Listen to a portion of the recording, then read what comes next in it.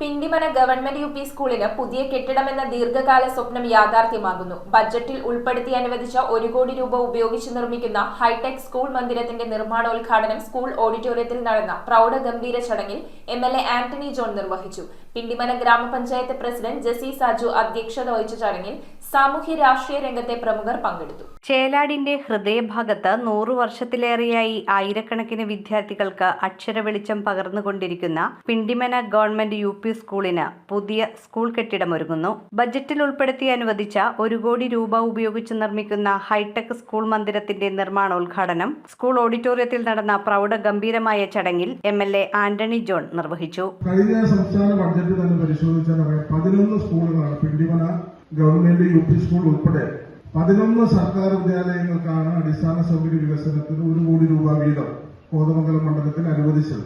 ഇവിടെ എന്നെ ഒരുപാട് മുതിർന്നവർ എന്നെ കേൾക്കുന്നവരുണ്ട്. ഇവിടെ ഈ മണ്ഡലത്തിലെ ചരിത്രത്തിൽ ആദ്യമായിട്ടാണ് ഇത്രയേറെ സർക്കാർ വിദ്യാലയങ്ങൾക്ക് ഒരുമിച്ചാണ്. അതാണ് ഇത് 6-7 വർഷം അല്ലെങ്കിൽ 8-9 വർഷമായിട്ടുള്ള ഒരു പ്രവർത്തനമല്ല.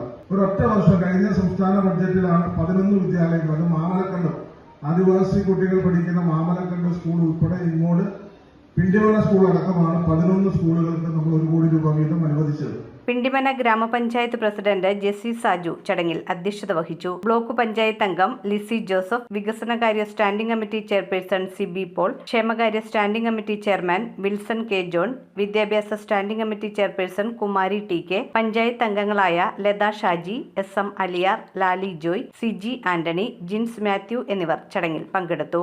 ഏറ്റവും നല്ല രീതിയിൽ PTA-യും അധ്യാപകരും കിട്ടുന്ന കുട്ടികളെ അവരുടെ ടാലന്റ് ഉപയോഗിച്ച് നല്ല തരത്തിലുള്ള വിദ്യാഭ്യാസം കൊടുക്കുന്നതിന്റെ പരമായിട്ട് ഓരോ വർഷം തോറും കുട്ടികളുടെ സ്ട്രെങ്ത് വർദ്ധിച്ചു. പക്ഷേ നമ്മുടെ സ്കൂളിന്റെ അടിസ്ഥാന സൗകര്യങ്ങൾ വികസിക്കുന്നു എന്നുള്ളതല്ലാതെ പുതിയൊരു മന്ദിരം നമുക്ക് നിർമ്മിക്കുവാൻ സാധിച്ചിട്ടില്ല.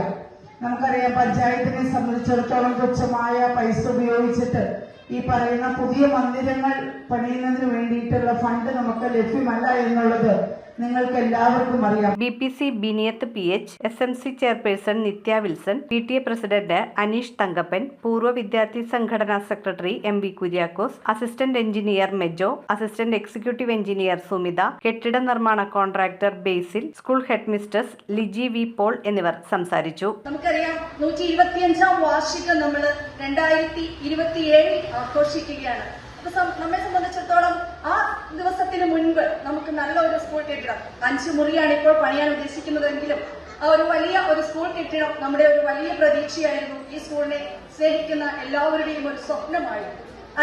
അതിന്നിവിടെ സാക്ഷാത്കരിക്കപ്പെടുകയാണ്. അതിന്റെ നിർമ്മാണോദ്ഘാടനം ഏതാണ്ട് ഞാൻ ബേസിൽ സാറുമായിട്ട് സംസാരിച്ചപ്പോൾ സാറ് പറഞ്ഞത് 9 മാസത്തിനകം നമ്മുടെ ഈ കോമ്പൗണ്ടിൽ, ഈ ചേലാടിന്റെ ഹൃദയഭാഗത്ത് ഒരു 2 നില കെട്ടിടം ഉയരുമെന്നുള്ളത് നമ്മെ സംബന്ധിച്ചിടത്തോളം വളരെ സന്തോഷമുള്ള ഒരു കാര്യമാണ്. മികവിന്റെ കേന്ദ്രമായി അനുദിനം വളർന്നുകൊണ്ടിരിക്കുന്ന പിണ്ടിമന സ്കൂളിന്റെ പുരോഗതിയുടെ പാതയിൽ മറ്റൊരു നാഴികക്കല്ലായി മാറുകയാണ് പുതിയ സ്കൂൾ മന്ദിരം. News bureau, Kothamangalam.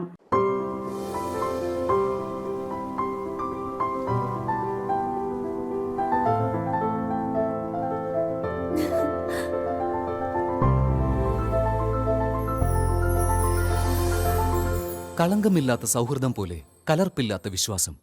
കല്ലൻസ് ജ്വല്ലറി.